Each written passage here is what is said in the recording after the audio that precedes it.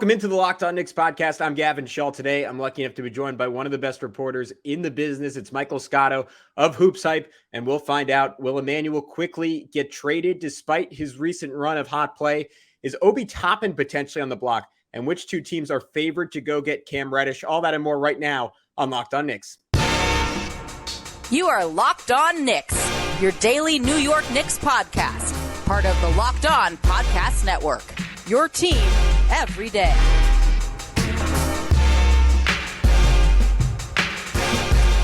You are Locked On Knicks, and today's episode is brought to you by BetOnline. BetOnline now has you covered more props, odds, and lines than ever before.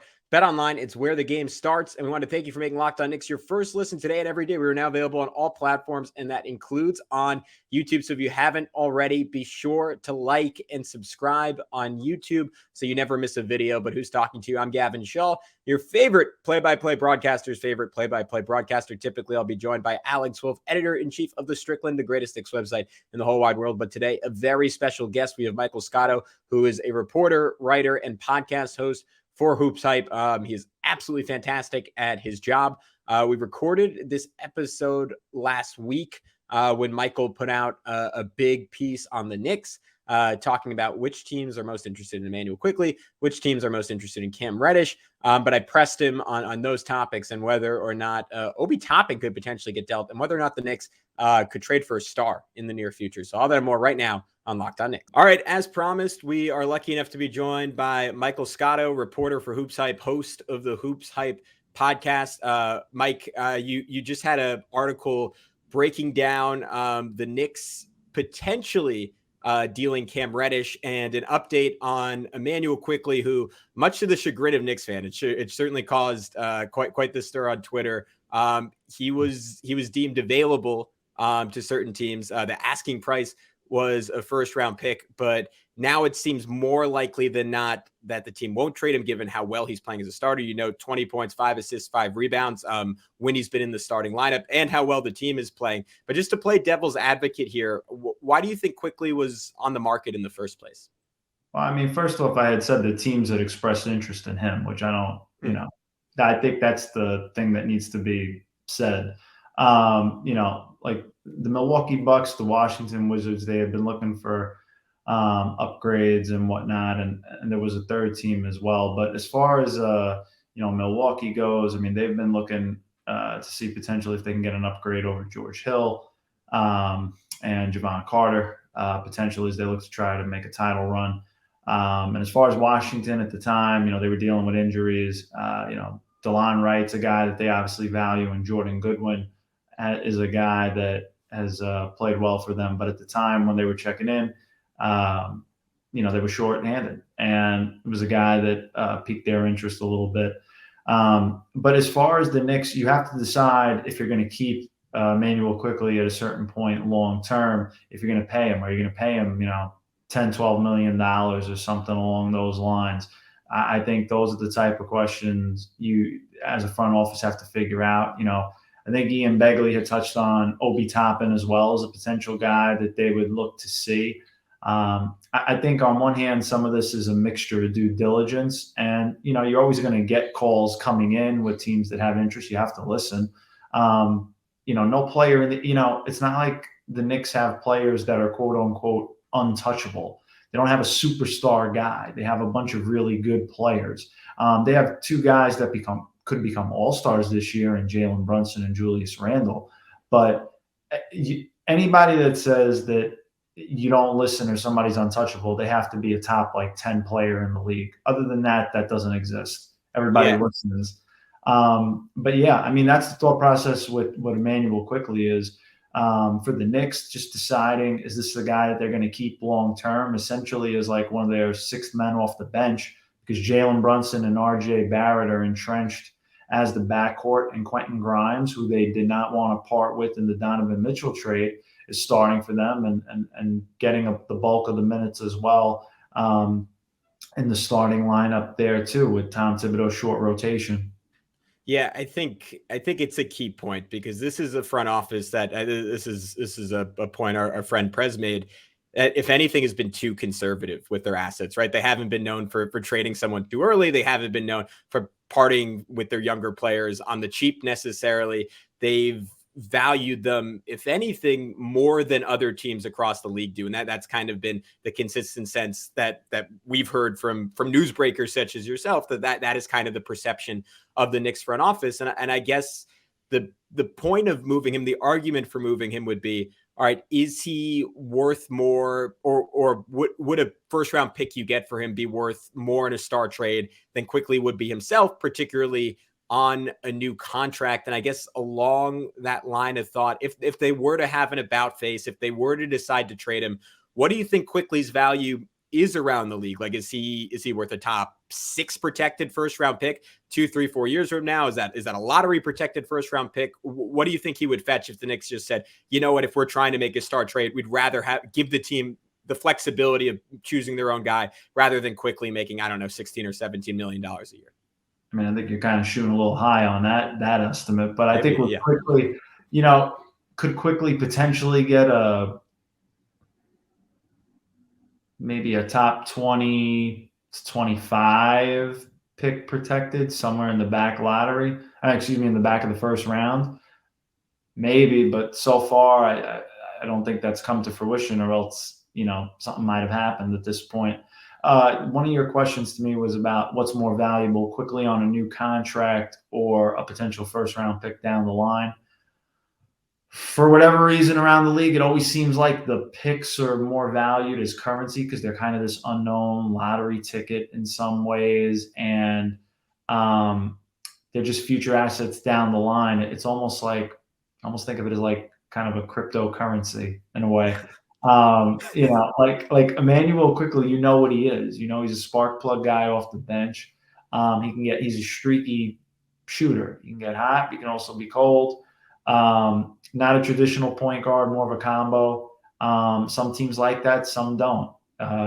So, it's really beauty in the eye of the beholder. But I think, really like a borderline first round pick is a possibility. But I obviously, it hasn't come to fruition yet. I think the problem is that a lot of teams around the league right now, there's a mystery of who is a buyer and who is a seller at this point, and we're 3 weeks away from the trade deadline as of this recording. So I think that's a bit of an issue. You don't have teams looking to try to go fully all in just yet.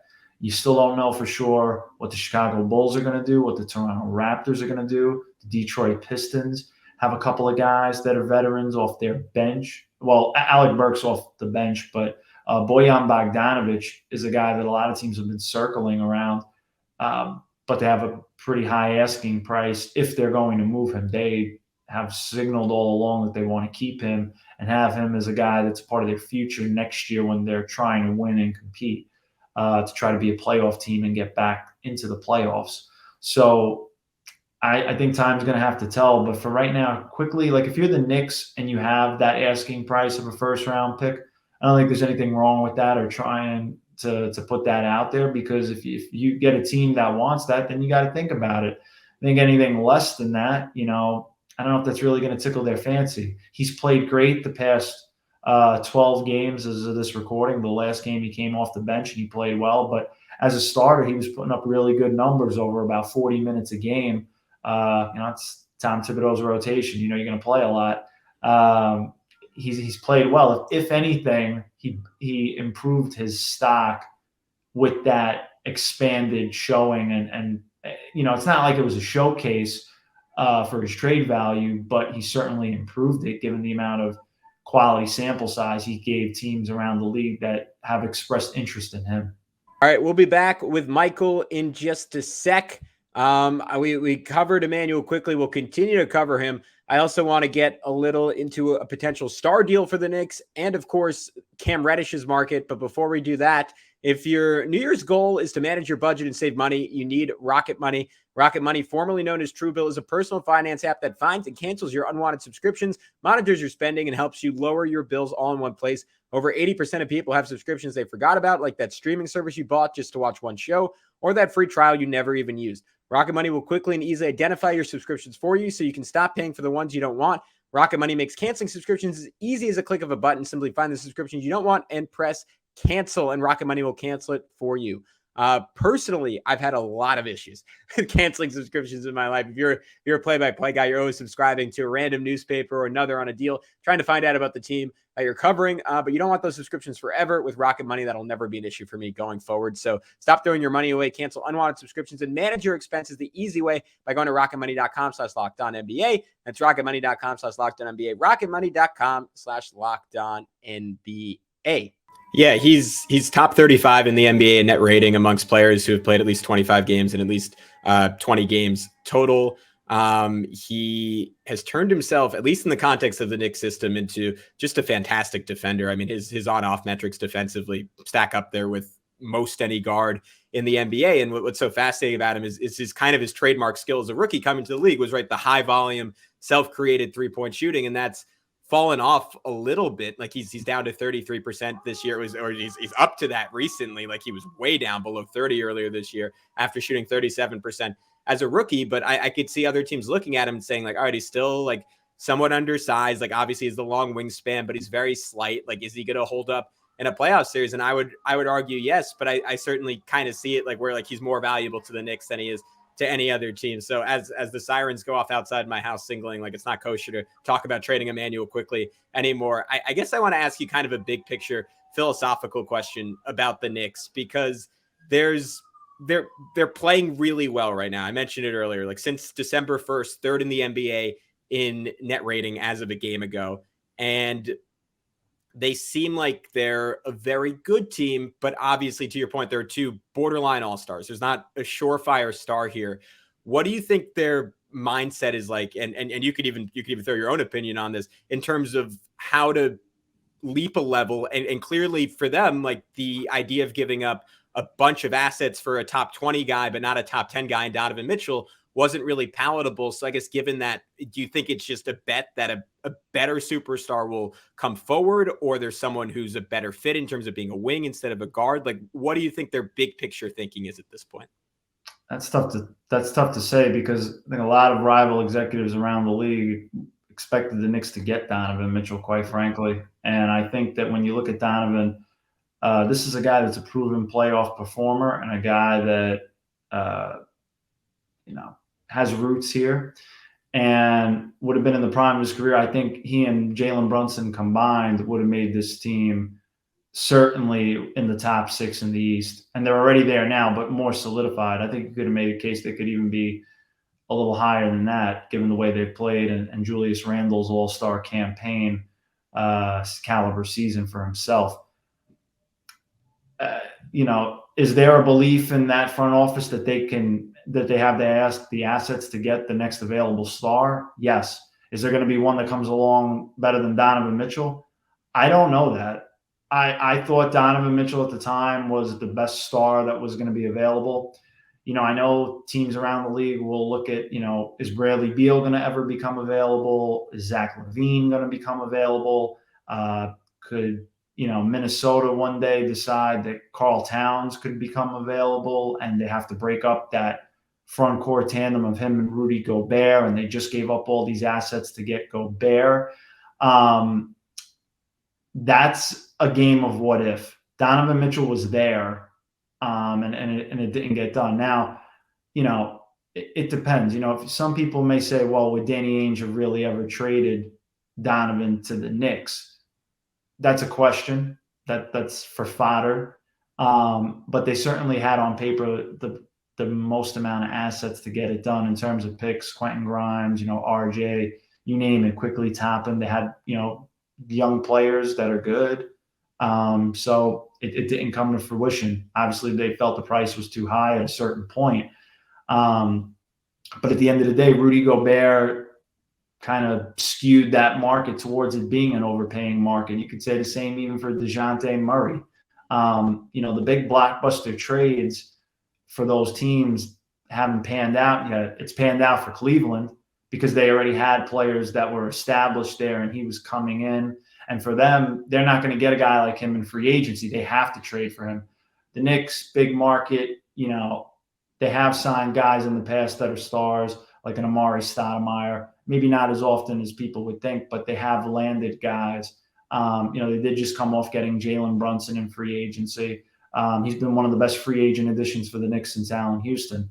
So I think they maintain flexibility in terms of having draft capital and assets to acquire another star. I just think that Donovan Mitchell was the guy that they probably should have gotten. It didn't happen. And at this point now, I'm not sure who the next star is going to be available and when at this point. And I don't know if I would say that that's a concern, but you're going to be teetering on this level for a little bit until you add another star. Jalen Brunson and Julius Randle, again, having all-star caliber seasons.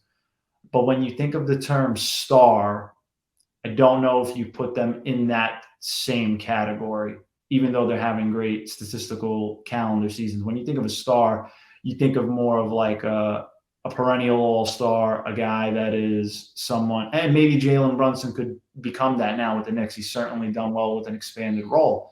But in terms of a proven all-star and somebody that's a franchise cornerstone, I don't think you could say both those guys are that.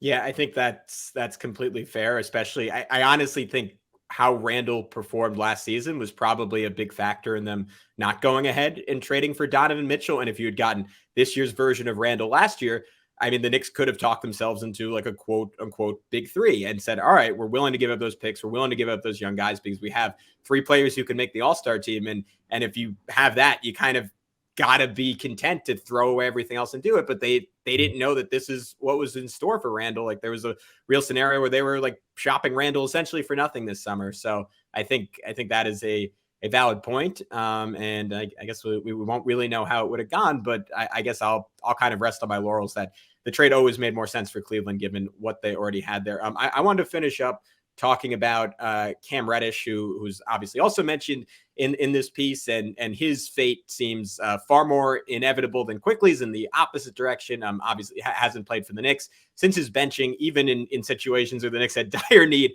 for another player. Tom Thibodeau said, no, he's benched, he's gone, he's forgotten. So you noted that the price the Knicks would want for him is 2 second-round picks, and the Lakers and Bucks are both interested.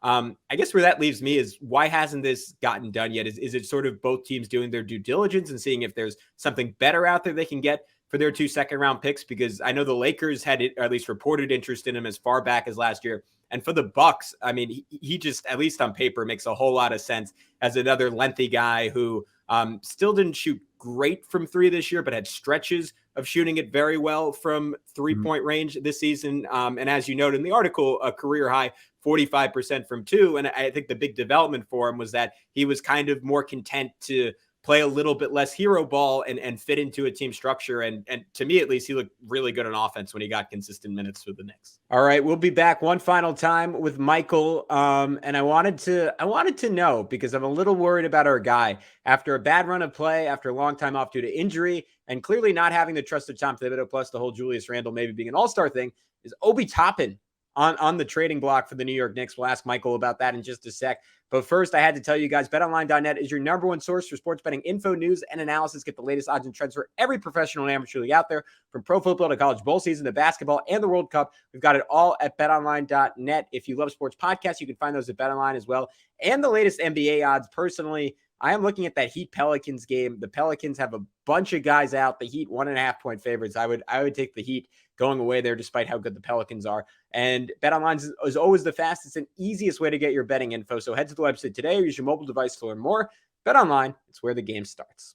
Yeah, I think you used the phrase due diligence. That's what I would say. When you're expressing interest at this point, for the Lakers, I mean, there's a lot of reasons here. They certainly could use a talent infusion outside of their big 3. But I mean, obviously the ties to clutch. And with the Bucks, in some ways they've looked at getting an athletic kind of wing guy. Cam would fit that.